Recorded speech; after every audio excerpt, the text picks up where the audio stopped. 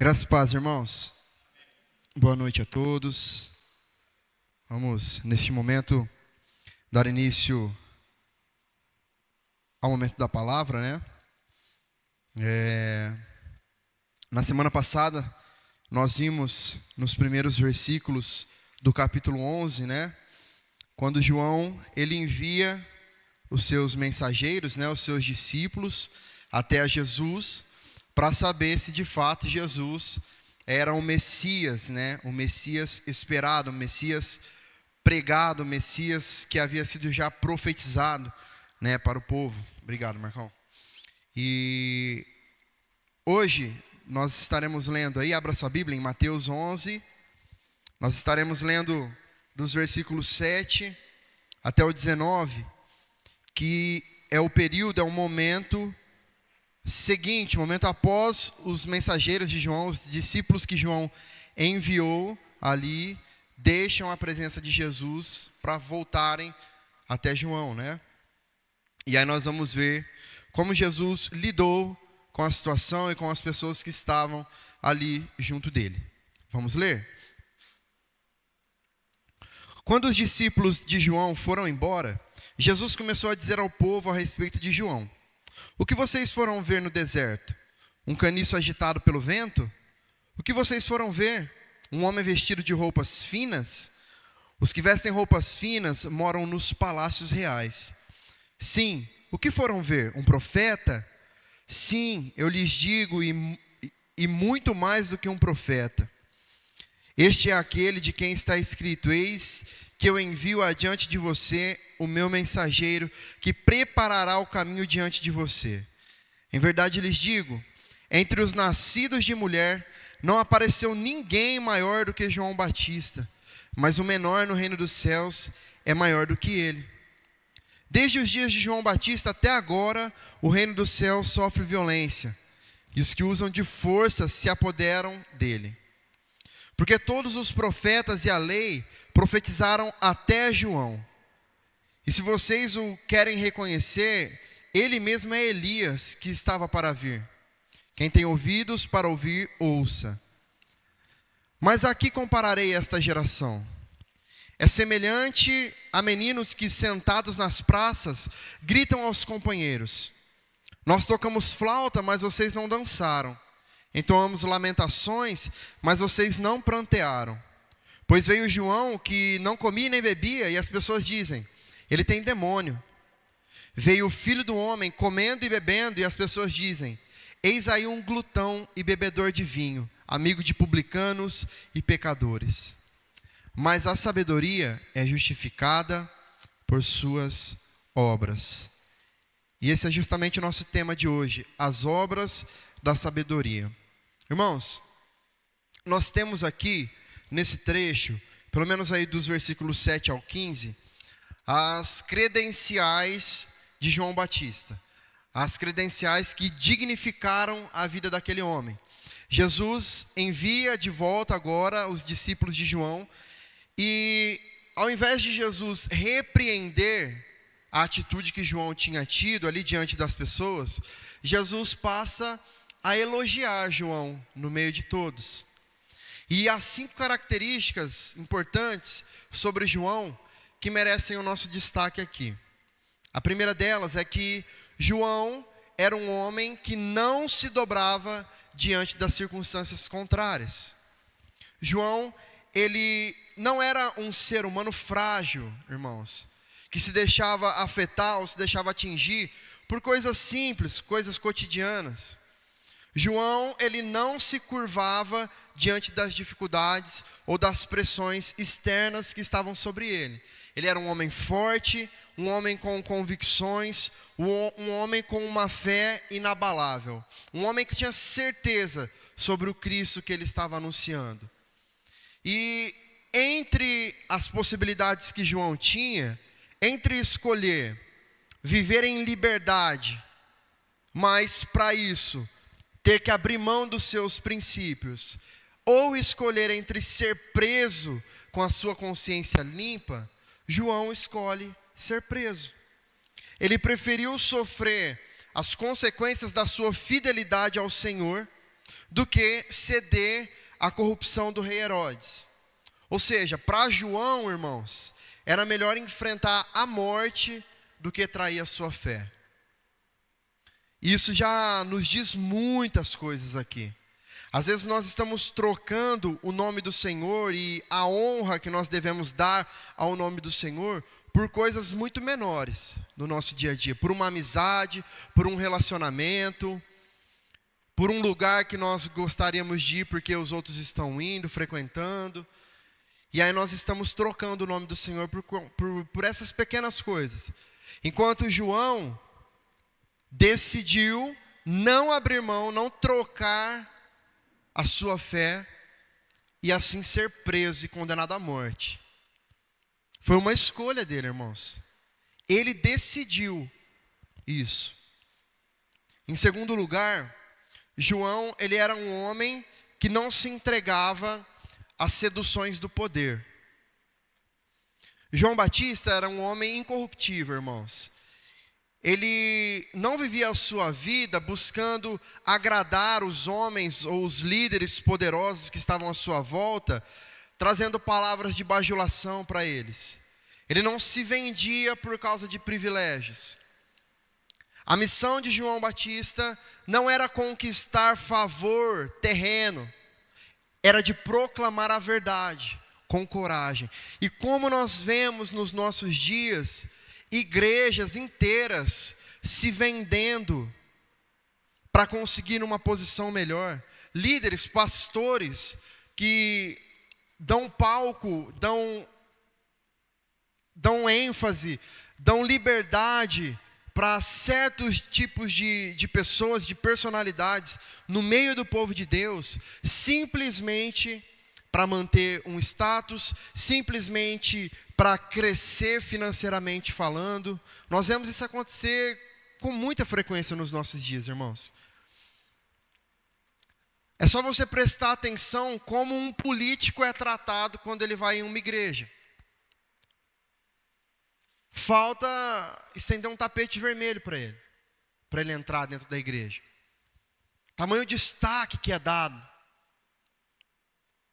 Qual é a intenção de se fazer isso? Nós precisamos questionar. João, ele não negociava a sua consciência, os seus princípios, em troca de aceitação dos líderes. Pelo contrário, ele confrontava os pecados dos grandes, daqueles que eram maior do que ele, sem medo das consequências que poderiam surgir. Ele não se importava, irmãos, com a glória que ele poderia ter neste mundo. E aí ele foi fiel ao seu chamado, até o fim da sua vida. Uma terceira característica de João é que ele era um homem preparado por Deus para uma grande obra. Os versículos 9 e 10 dizem assim: sim, o que foram ver? Um profeta? Sim, eu lhes digo, e muito mais do que um profeta. Este é aquele de quem está escrito: eis que eu envio adiante de você o meu mensageiro, que preparará o caminho diante de você. João não era só um profeta, ele era o cumprimento de uma profecia. A vinda de João ao mundo já havia sido anunciada nas Escrituras, e o seu nascimento foi um milagre também. Então a vida de João servia de exemplo de dedicação, assim como o seu ministério também preparou o caminho para o Messias, para Jesus, para a chegada de Jesus. E desde o seu nascimento, Deus já havia preparado e separado João para essa missão. É por isso que nós precisamos crer, irmãos, na soberania de Deus. Crer que Deus elege os seus para uma obra. João sequer havia nascido, não foi João que nasceu e decidiu então seguir a Cristo, seguir ao Evangelho. Ele já havia sido escolhido antes mesmo do seu nascimento.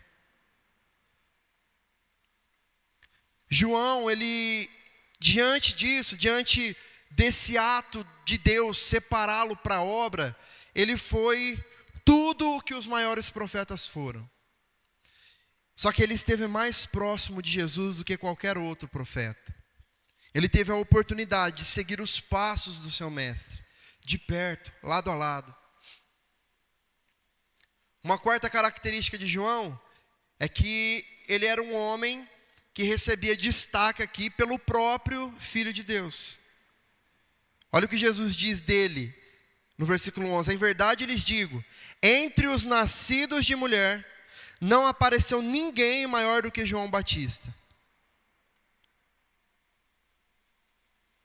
João, irmãos, ele foi um homem grandioso por causa do chamado de Deus para a vida dele. Entre todos os que viveram na antiga aliança, ele foi o maior. Muitos profetas anunciaram a vinda de Jesus, a vinda do Messias. Só que foi João quem teve o privilégio de apontar diretamente para ele e dizer: eis o Cordeiro de Deus que tira o pecado do mundo. Não só isso, João teve o privilégio de preparar o caminho que Jesus estava para trilhar. Preparar os corações, os ouvidos.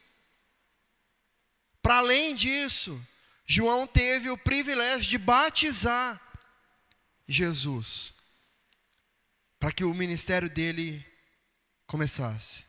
Só que é interessante nós vermos, irmãos, que Jesus, ele não parou aqui o seu discurso falando sobre a grandeza de João. Ele acrescentou algo. Aí no finalzinho do versículo 11, ele diz: mas o menor no reino dos céus é maior do que ele. Que interessante. João sendo considerado por Jesus o maior nascido de uma mulher, o maior dos profetas, com maior destaque, com maior importância, mas que ao mesmo tempo, Jesus diz que ele é menor do que o menor no reino dos céus. Isso, irmãos, por quê? Porque a chegada de Jesus traz um divisor de águas na história. João, ele fazia parte da era da promessa. Enquanto os cidadãos do reino vivem o tempo do cumprimento dessa promessa. Por isso, é muito maior o nosso privilégio, irmãos. Essa grandeza do menor no reino, citada por Jesus aqui, ela não se baseia nos méritos próprios nossos, mas nesse privilégio de pertencer a um reino já inaugurado por Cristo. A um reino que ele deu início e que hoje nós temos a oportunidade de desfrutar, de viver nele. Ainda não consumado, mas já inaugurado, iniciado. João, ele foi um grande mensageiro do rei, talvez o maior. Mas os cristãos da nova aliança são já filhos do reino. São amigos do rei, como diz João 15:15, né? Então, João, ele foi esse profeta, o maior do Antigo Testamento. Justamente por ser aquele que veio imediatamente antes de Jesus, do Messias. Aquele que literalmente preparou ali os últimos caminhos para que Jesus caminhasse. Só que ele mesmo não fez parte do reino que Jesus ia inaugurar. Às vezes a gente pensa que a nova aliança começa a partir de Mateus ali, do nascimento de Jesus, mas na verdade ele é iniciado com a ressurreição de Jesus. É a partir da ressurreição que a nova aliança começa. E uma quinta característica, irmãos, de João, é que ele era um homem que veio em cumprimento das profecias. Como o texto diz, ele veio no espírito e no poder de Elias.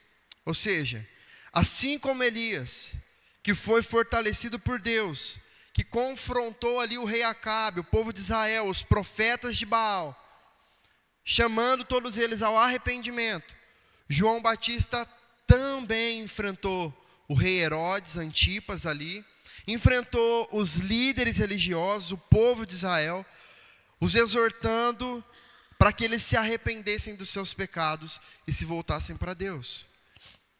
Aqui Jesus está identificando João Batista, então, como o Elias prometido lá em Malaquias. Talvez a grande expectativa do povo ao ler essas verdades da palavra, né, fosse de que Elias voltasse fisicamente mesmo, né, que ele aparecesse fisicamente. E por isso o povo negou, então, a João Batista. Até porque ele mesmo nega ser a reencarnação de Elias, né? Lá em João 1, versículo 21. Só que Jesus explica que João cumpriu o papel profético de Elias, da mesma forma. E por fim, Jesus ele enfatiza também essa verdade toda aí como um grande chamado. Quem tem ouvidos para ouvir, ouça. Ou seja, Jesus estava chamando as pessoas a prestarem atenção naquilo que ele estava falando acerca de João. E que eles acreditassem naquilo. Depois, na segunda parte que nós lemos, a partir do versículo 16, Jesus ele traz à tona agora a realidade daquela geração. E mostra como eles se comportavam, qual era a postura daquele povo diante do fato de terem diante deles João, aquele que o próprio Deus enviou para preparar o caminho do Messias, e Jesus, o próprio Messias também. E Jesus compara aquela geração a uma geração de crianças imaturas, que nunca estavam satisfeitas com nada. Se tocavam uma música alegre, eles não dançavam.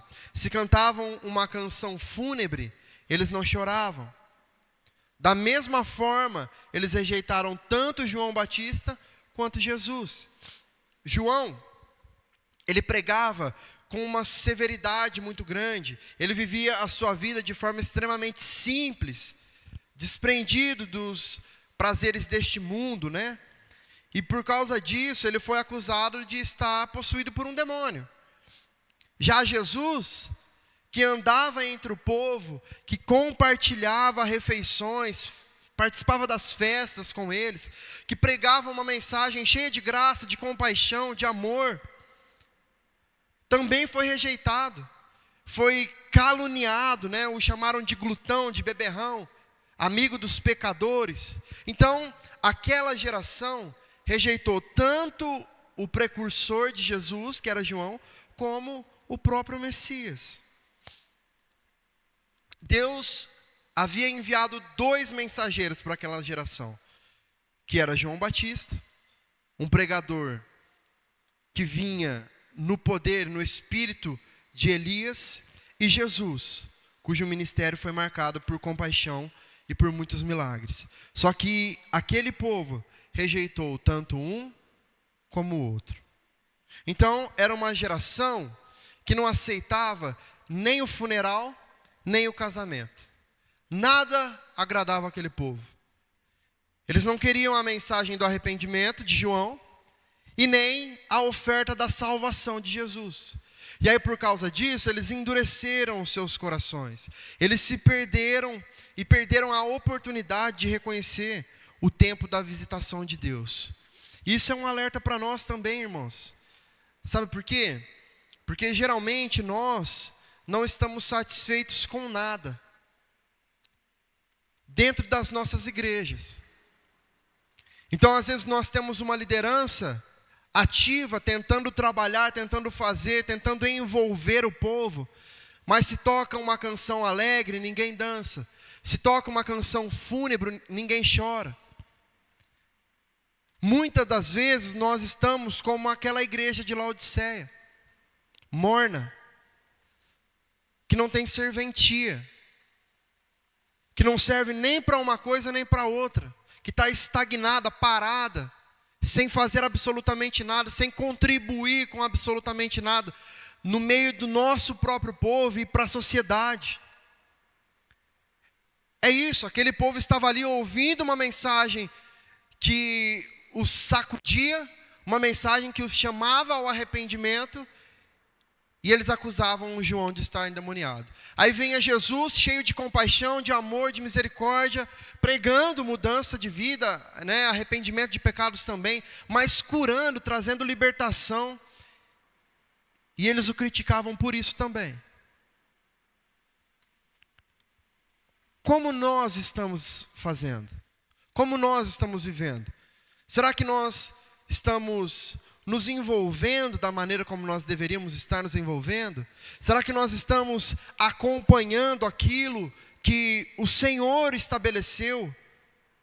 Aquilo que o Senhor que separou uma liderança para nos guiar, tem nos direcionado a fazer? Será que nós estamos respondendo isso com sinceridade, com fidelidade? Irmãos, a dificuldade que existe em se fazer algo no meio do povo de Deus é absurda. E eu não falo só aqui, é geral. É muito difícil. A dificuldade que há de juntar duas igrejas, por exemplo, duas placas de igrejas diferentes.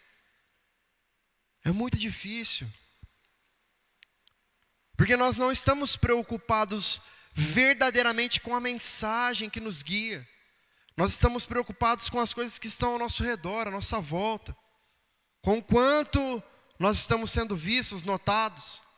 Quanto nós estamos aparecendo. Às vezes, irmãos, nós com a nossa boca falamos que não. Não tem nada a ver com isso, não.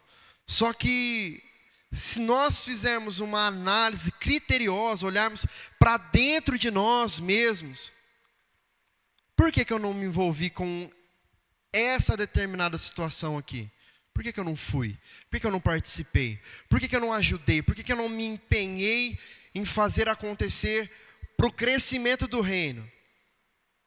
Onde eu estava? O que eu estava fazendo naquele momento? Qual era a minha prioridade que me impediu de estar, de participar, de ser?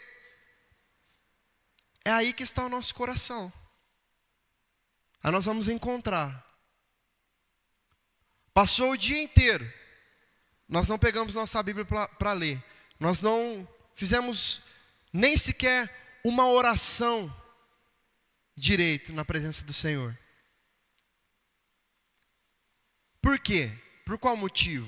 O que aconteceu durante o dia ali que nos impediu de fazer isso? É ali que está o nosso coração. É nessas coisas. Os nossos corações, irmãos, estão endurecidos para a voz de Deus. Os nossos ouvidos estão tapados.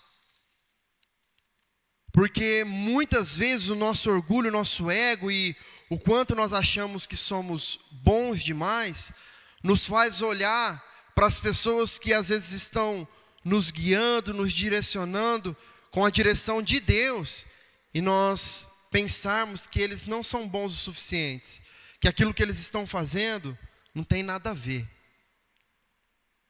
Quando na verdade são pessoas que estão pagando um preço, abrindo mão do seu tempo para viver algo que Deus colocou para ser vivido.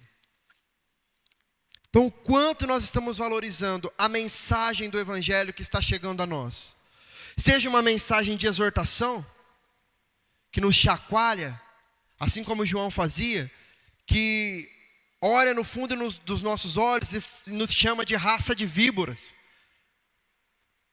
Ou seja, uma mensagem como a de Jesus, uma mensagem de compaixão, de amor, de cura, de libertação. Como nós estamos reagindo a essas coisas? Nós estamos minimamente interagindo com essas coisas? Ou não? Ou está passando desapercebido? Nós estamos vivendo a nossa vida espiritual, esperando o Messias voltar, nos buscar. Mas nós estamos aí, vivendo. Só esperando, sem fazer mais nada. Irmãos, esse trecho nos ensina algumas coisas. Em primeiro lugar, nos ensina que nós devemos ser fiéis a Deus em meio às oposições. João, ele foi um homem que não se dobrava diante das circunstâncias. Ele não cedia às pressões do mundo. Ele permaneceu fiel à sua missão, ao seu chamado, mesmo diante das piores perseguições possíveis, mesmo diante das piores provações possíveis. Quantos de nós teríamos a coragem de ser presos, encarcerados, literalmente, por causa do Evangelho?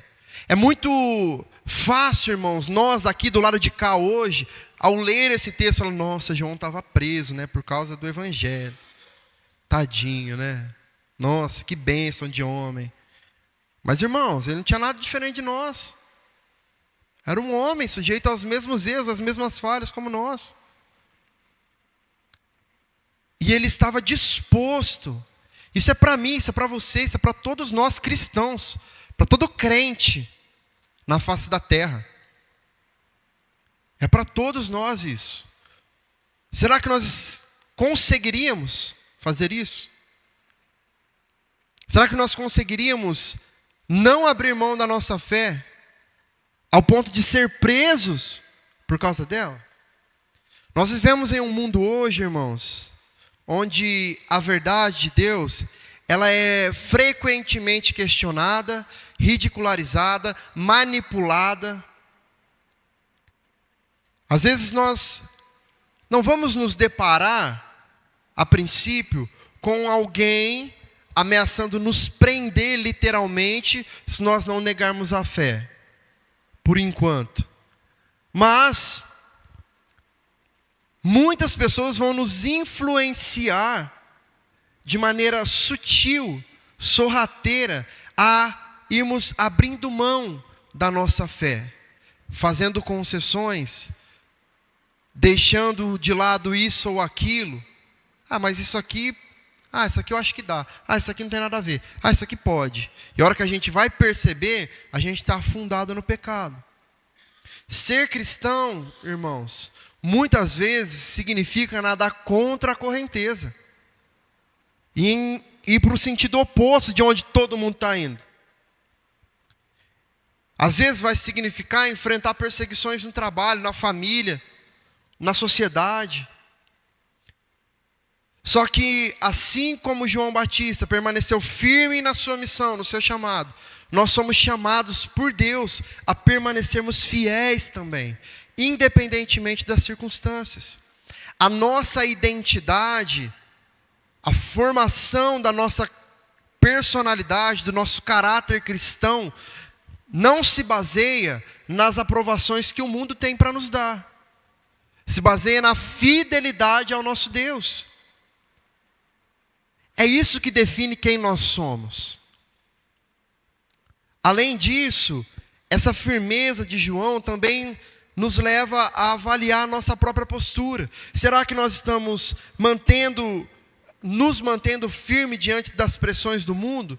Ou será que nós estamos cedendo para poder nos ajustarmos àquilo que a sociedade diz que nós devemos ser, fazer, falar? A nossa fidelidade a Cristo, irmãos, deve ser inegociável. E a certeza de que nós pertencemos ao reino de Deus precisa nos motivar a permanecermos inabaláveis, mesmo quando nós enfrentamos oposição, críticas. Amém? Uma segunda questão que nós aprendemos é que nós precisamos discernir a verdadeira voz de Deus. Jesus, ele exaltou a João. Ele fala sobre João como sendo o maior nascido entre as mulheres. Só que muitos não reconheceram a sua mensagem, porque eles tinham expectativas sobre João e sobre o próprio Cristo, que eram expectativas diferentes daquelas que eles estavam vendo. E isso nos mostra, irmãos, que muitas vezes Deus trabalha de maneiras diferentes das que nós esperamos. E se nós não estivermos atentos a isso, nós podemos perder aquilo que Ele está fazendo. Nós vivemos em um tempo em que Existem muitas vozes competindo pela nossa atenção. Existe toda uma cultura que tenta nos arrastar, várias ideologias que tentam nos arrastar, as ideias da sociedade, até mesmo dentro das nossas igrejas, pessoas que estão distorcendo o evangelho, vão se tornando vozes que nos afastam da verdadeira voz de Deus. E se nós não tivermos discernimento espiritual, nós corremos o risco, irmãos, de rejeitar a verdade de Deus, porque ela não se encaixa nas nossas próprias expectativas. Assim como aquela geração que rejeitou a João, que rejeitou a Jesus, porque eles não atendiam às expectativas deles, nós também podemos rejeitar as formas como Deus quer agir em nossas vidas. Irmãos, principalmente dentro de um ambiente de igreja, que é o que nós vivemos, nós nos acostumamos a buscar coisas muito grandiosas, né? Muito espalhafatosas, grandes movimentos. Nós queremos ver quem é o profeta da moda, que está falando aí, que está jogando umas profecias e tal. O da moda aí é um menino de 14 anos, né? Que está falando um monte de bobagem, que está todo mundo acreditando, que está repetindo coisas que um outro falou do mesmo jeito, e falando que é a direção de Deus. E um monte de crente caindo nisso, irmãos. Um monte de crente caindo nisso. Isso demonstra, irmãos, a nossa imaturidade espiritual. Nós estamos com sede da água errada. Nós estamos com fome da comida errada. Nós precisamos amadurecer. Nós precisamos crescer espiritualmente falando. Nós não podemos passar a nossa vida inteira dentro de 4 paredes de uma igreja, buscando de galho em galho quem vai falar aquilo que nós queremos ouvir. Porque não é o que nós queremos ouvir, é o que Deus tem a dizer. E ponto final. É muito fácil alguém subir aqui, pegar um microfone e começar a falar: eis que te digo que a sua vida estava uma porcaria e a partir de agora Deus manda te dizer que vai ficar tudo bem.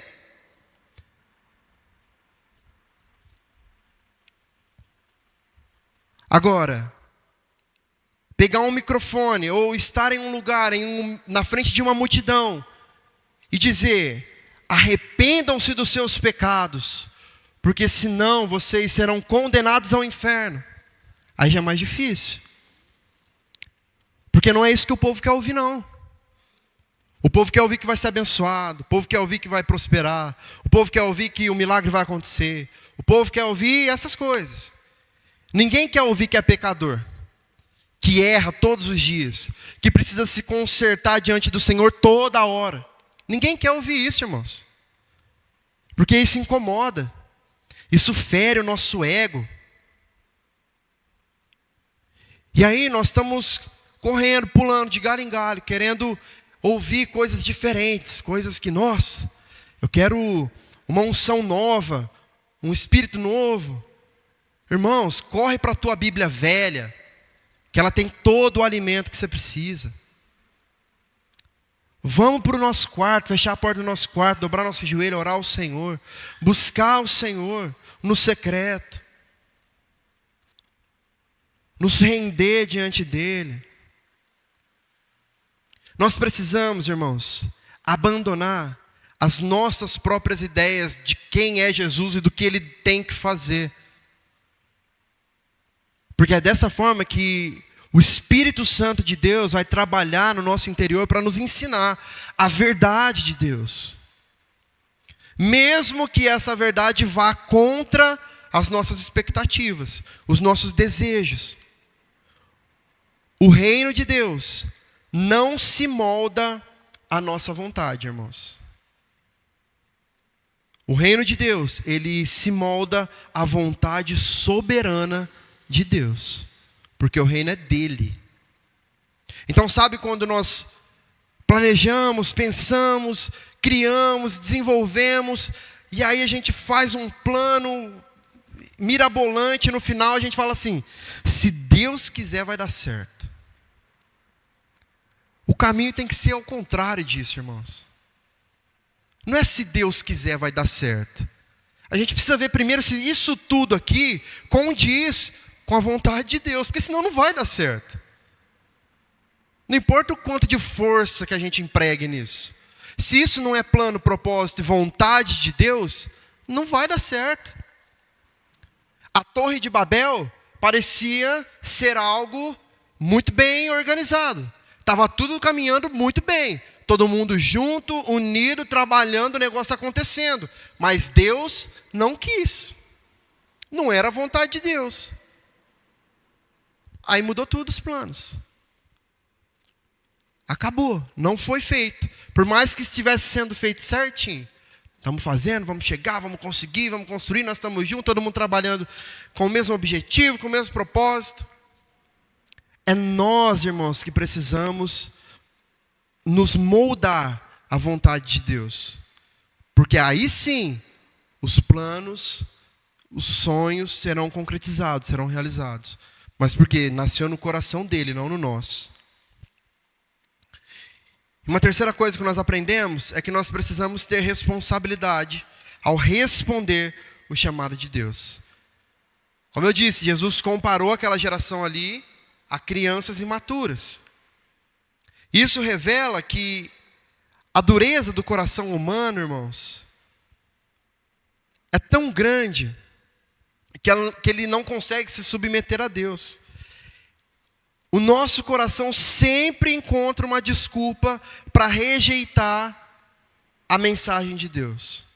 Porque não é o que nós queremos.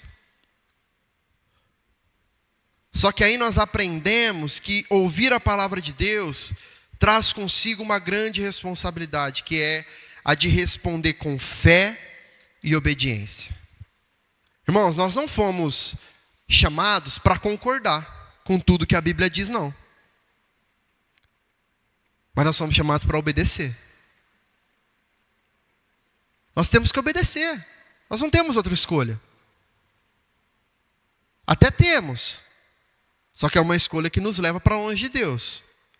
Aí a pergunta que fica é: quantos querem escolher fazer algo que nos leve para longe de Deus? Ninguém em sã consciência quer isso. Ninguém. Nós fomos chamados a responder a palavra com fé, ou seja, crendo que aquilo que está escrito é real, é verdadeiro e vai se cumprir, e a partir disso, obedecendo. Algumas pessoas rejeitam a fé, irmãos, porque acham que a mensagem do Evangelho é dura demais. Já outras rejeitam porque consideram ela permissiva demais. É o que estava acontecendo com aquela geração. João era muito duro, agora parecia que Jesus era muito amoroso, né? Muito bondoso demais. Só que no fundo, o problema não está na mensagem. O problema está no coração humano, que não quer se submeter a Deus. Se nós não tivermos cuidado, irmãos, nós podemos cair nessa mesma atitude, ignorando os alertas de Deus, ou nos recusando a responder ao seu chamado. Por isso que é essencial nós examinarmos o nosso coração e termos um espírito ensinável. Nós não sabemos tudo, irmãos. Nós temos muito que aprender. Muito que aprender. E nós podemos aprender com o próprio corpo de Cristo aqui. Como que nós estamos respondendo à voz de Deus? Será que nós estamos prontos para aceitar os desafios? Da mesma forma como nós estamos prontos para aceitar a graça também que Ele nos oferece? Como o último versículo diz, irmãos, a sabedoria ela é justificada pelas obras. Ou seja, a verdadeira fé, ela se manifesta na nossa resposta prática ao Evangelho. É sobre aquilo que nós fazemos. Por isso que nós precisamos responder com uma fé genuína, com disposição e obedecendo ao chamado do Senhor. toda essa mensagem aqui, nesses versículos, nos leva a um ponto central, que é que a vinda de Cristo e a resposta do ser humano a essa vinda dele. Ele veio, ele virá, ele está todos os dias nos ensinando. E como nós estamos respondendo a isso? João, ele foi enviado para preparar o caminho. Só que aquela geração prova que o coração humano, quando endurecido, sempre encontra motivos para resistir às verdades de Deus. E para nós, irmãos, assim como foi com João, que enfrentou rejeição, assim como foi com Cristo, que foi caluniado, nós também fomos chamados e somos chamados todos os dias a permanecermos fiéis a essa verdade, independentemente das circunstâncias. E mais do que olhar para João como esse exemplo de firmeza, nós precisamos olhar para Jesus como o cumprimento de toda a promessa de Deus. Jesus não veio só para anunciar o reino, irmãos. Ele veio para estabelecer o reino por meio da sua vida, da sua morte e ressurreição. É nele, tudo é por ele. Em Cristo nós encontramos não apenas um mestre ou um profeta, mas o próprio Filho de Deus, que nos chama para darmos uma resposta: aceitá-lo ou rejeitá-lo. Que diante disso, irmãos, nós possamos abrir os nossos corações, discernir a voz de Deus e responder com fé, com obediência, porque é nele que está a nossa salvação e a verdadeira vida no reino dos céus. Amém?